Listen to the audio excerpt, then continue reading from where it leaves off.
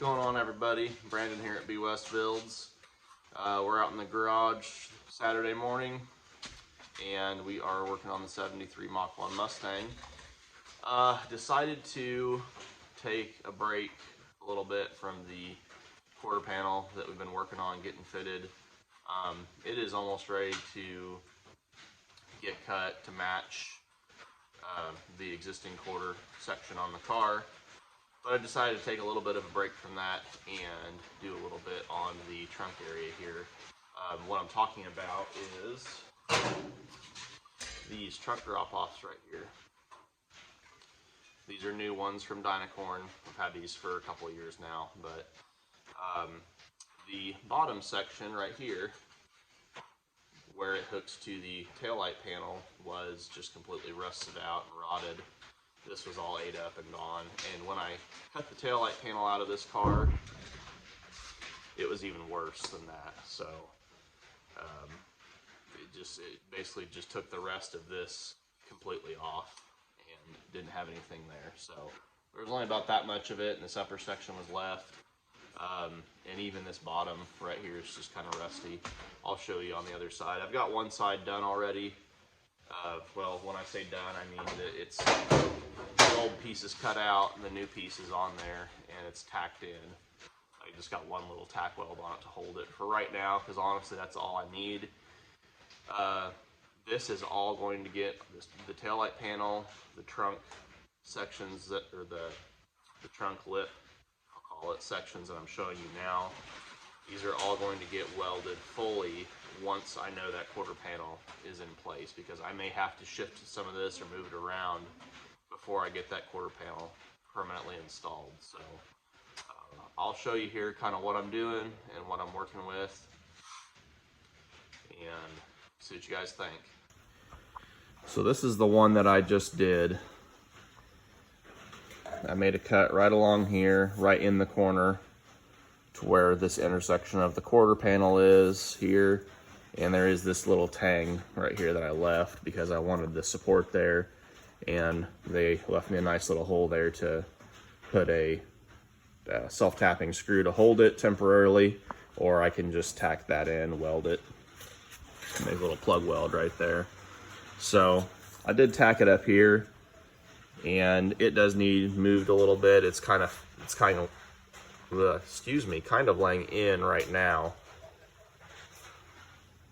So it needs pushed out a little bit to get lined up pretty good with this channel here. And it's not bad. I'm not gonna lie, it's not perfect, but when these come new, I only use the bottom section of this. This is all original metal to the car. When these come brand new, they come all the way up. I'll show you on the other side here. When this piece comes new, it comes all the way up here, all the way to right there, right where this support for the trunk is laid on top and welded in. So I don't need all that. And this one's not too bad either. It's got a couple little sections right here that are a little rough, but this one's gonna get cut right here. There's a piece of metal, another support that's underneath this right here, and I did it the same way on the other side. I cut this down here, just cut it straight across, cut down this corner right here. Then what I did was I very carefully took my cutoff wheel and cut across here, maybe another, between a quarter to a half an inch up is where this extra support piece is right here. And I only cut the top layer of metal right here. I only cut this part. I did not cut this extra support back here, because what I wanted to do was I wanted to butt it up and lay it on that extra support.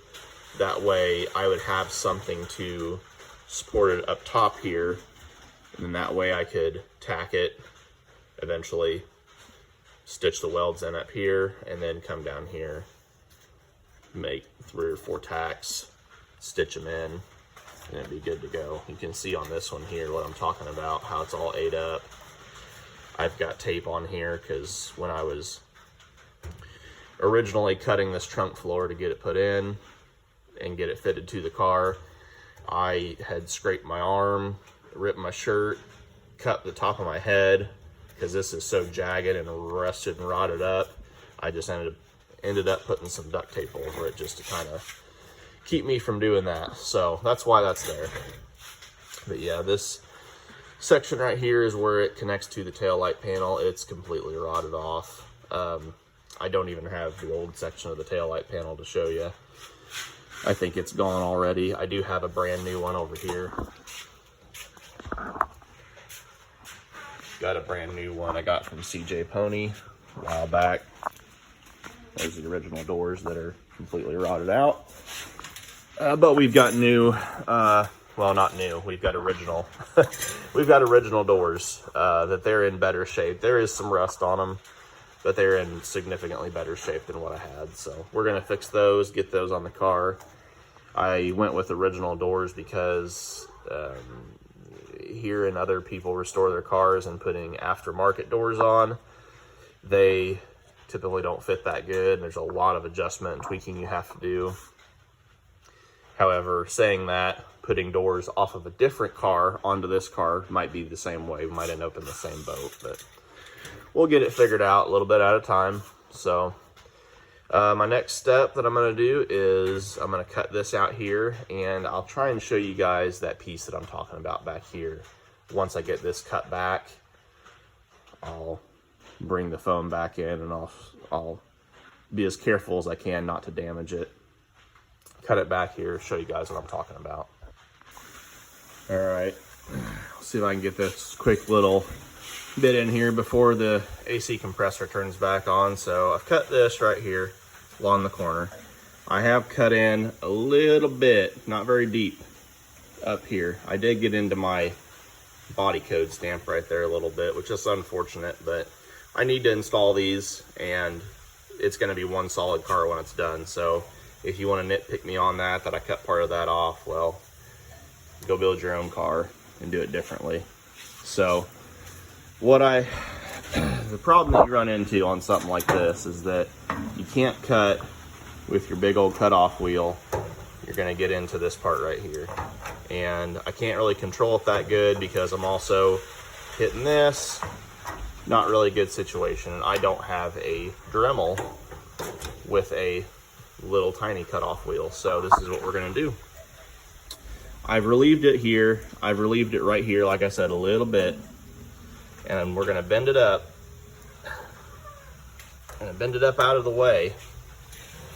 And now what you can do that you've gotten this out of the way is you can come in here from underneath and very carefully and very slowly cut that. And once you get it cut deep enough, you can just bend this back and forth and it'll just pop right off. And there's that tab that I was talking about, little support tab. That new panel is going to get cut and it's going to lay right on top of that. So there you go. All right, so we got this piece off here, and I want to correct something from my last clip there. This was on here like this. I don't know why I said do it from underneath. Don't do it from underneath, do it on top. You can actually get your cutoff wheel right in here on top and slice into that, because your cutoff wheel is going to go down against this. It's not going to cut it. I did get into it a little bit right there, but it's not too bad. And see, this piece is intact here. We're going to wire brush that, clean it up, and then clean these edges up here because they're kind of sharp from cutting it. And it's fairly straight. It don't look that good, but we'll cut the other piece. We'll get it lined up, and we'll go from there.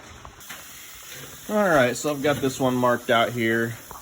This is the piece here that we're gonna keep, and this is just extra right here. So I've got it marked. I lined it up the best I could. It's hard because it's not flat. It's got this lip here, so it sits on top of it, and I can't get a real good measurement, but we eyeballed it just like I did on that side, and it seemed to come out okay. So got this line here, and then this is the corner cut right here, and then we're leaving that on there just like we did for the other side, like I showed you at the beginning of the video. So These silver Sharpies here work really good. These Milwaukee Inksol. These things kick ass. They work good for everything. I just got the silver and the gold one. I don't have the gold one here, but I got the silver here. And they work pretty decent for marking on this E-coat primer, whatever they call this crap. This stuff does not weld at all, so you're gonna have to clean this off before you do any sort of welding on it. You can't stick a weld to this thing if you tried. Not a good one anyway. So we're gonna cut that. And I'll show you guys getting it to fit and getting it put on. There's the old piece right there. Look how nasty that thing was.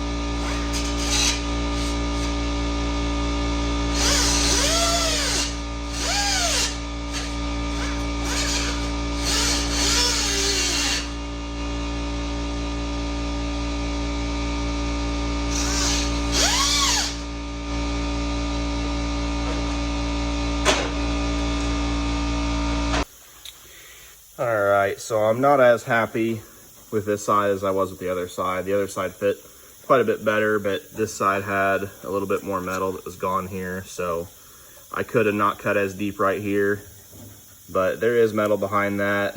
What I'm going to try and do is try and knock this edge down a little bit and then try and get some weld in there when we're ready to put it in. Get that filled in. This came out great right here. It butts up real nice and even. This butts up really good here, and she gets a little wide out here. You can see that that's a little bit, see, I can hold it there, but if I follow my corner, which I know is straight, then it gets a little wide out here. So do have a little bit of an issue there, no big deal. I think what we can do is that we can tack it back here, and then we can get some, maybe a copper backer or some sort of plug weld plier back here, and I think we can zap that and fill that in right there. That's not too bad. It looks fairly uniform like right here, so I'm gonna leave it like that for now. It's gotta be better than what we had on there. Like I said, I know this is not perfect. I am not a professional doing this. If you wanna criticize, go right ahead, go build your own car and then tell me how I'm doing it wrong. So, which I probably am, but you know what? I'm building the car that I want, and it's gonna come out great. So there's that one. There's that one there. This one's tacked in. I am going to tack this one in. I'm gonna clean this up real quick, bare metal, like I did the other side, and just tack it. I mean, I've got it kind of wedged in here right now, but just so it has a place to set. That way I can kind of eyeball the tail light panel and set the tail light panel in here. Kind of get an idea on where that's gonna go. The tail light panel goes behind this right here. So when I cut the old one out, it was spot welded on the back side, and actually it was brazed. And I don't know if they did brazing from the factory or not. But we'll see. Yeah, it was brazed over here. It was actually brazed on the other side too. You can see the little brass. You know, you still can see the little brass right there. They brazed it a couple different spots there to hold it on. So yeah, this will get welded in. It'll get sanded down. It's gonna have a little bit of filler over it just to smooth it, not for any other reason other than to smooth it. I'm not a hack like that, so yeah, I think it turned out pretty good. Not too bad for, I don't know, I've been out here for, I don't know, maybe 2.5 hours now. Probably working on it for 2 hours, 2.5 hours, so turned out really good. I'm happy with it. All right, guys, really appreciate it. Thank you for watching. Make sure to like and subscribe if you like what you see. I'm gonna try and start making more videos on this thing. We're going hot and heavy on this Mustang. I got some good friends helping me out on this thing. You know, they're keeping me motivated, trying to get it done. So, and I am too, I'm motivated. It's just, you gotta find time to do it. So I got out here in the garage early this morning, did a little bit of work on it, got a huge accomplishment done. So that's all it takes, guys. And like I said, make sure to like and subscribe. Stay tuned for next time. We'll see you later.